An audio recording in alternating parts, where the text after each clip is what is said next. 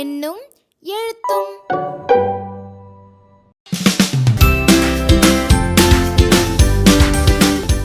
அனைவருக்கும் வணக்கம். எண்கள் பகுதி 1. செயல்பாடு 1. 1000 10,000 அறிமுகம்.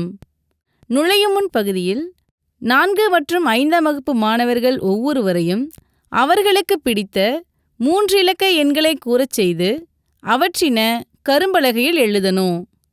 அவ்வெண்களில் மிகப்பெரிய எண் எது, மிகச் சிறிய எண் எது, 500ஐ விட மிகப்பெரிய எண்கள் எத்தனை உள்ளன, ஒன்றுகள் இடத்தில் ஒத்த எண்ணை கொண்டுள்ள எண்கள் யாவை போன்ற பல்வேறு வினாக்களை கேட்டு கலந்துரையாடணும்.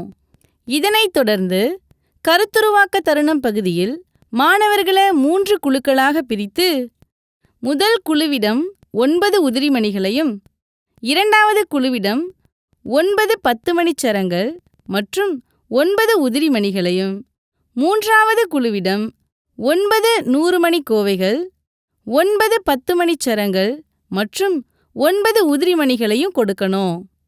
தொடர்ந்து ஆசிரியர் ஒவ்வொரு குழுவுக்கும் தலா ஒரு உதிரிமணியை கொடுக்கணும். முதல் குழு ஓர் உதிரிமணியை எடுத்து தம்மிடம் உள்ள 9 உதிரிமணிகளுடன் சேர்க்கணும். இப்பொழுது 10 உதிரிமணிகள் உள்ளதால் அவற்றின ஒரு 10 மணிச்சரமாக மாற்றணும்.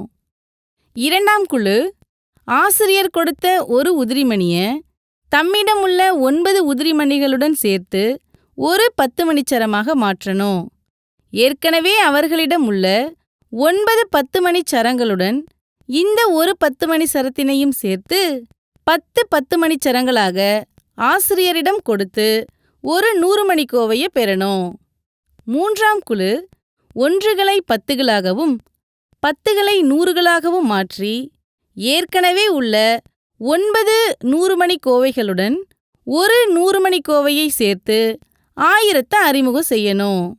ஆசிரியர் மீண்டும் ஒரு முறை 9 99 999 இருந்து முறையே 10 100 மற்றும் 1000 எப்படி உருவாகும் என்பதை ஆணிமணி சட்டம் கொண்டு விளக்கணும்.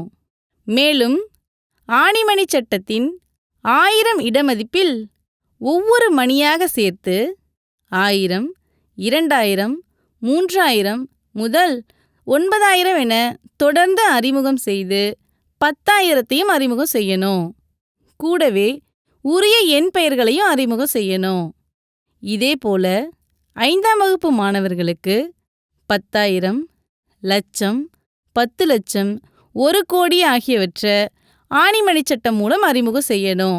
அடுத்ததா கற்றலின் தருணம் பகுதியில் 4 மற்றும் 5ஆம் வகுப்பு மாணவர்களை 2 குழுக்களாக பிரித்து ஒவ்வொரு குழுவிற்கும் 8 இலக்க ஆணிமணி சட்டம் ஒன்றை கொடுத்து ஒரு குழுவினர் ஓர் 5 இலக்க எண்ணை கூற மற்றொரு குழுவினர் அவ்வெண்களுக்கு ஏற்ப மணிகளை ஆணிமணி சட்டத்தில் இட்டும் அவ்வெண்ணை கீழ்நோட்ட கரும்பலகையில் எழுதியும் காட்டணும். தொடர்ந்து 5ஆம் வகுப்பு மாணவர்களுக்கு 10,000த்திற்கும் மேற்பட்ட எண்களில் பயிற்சி அளிக்கணும்.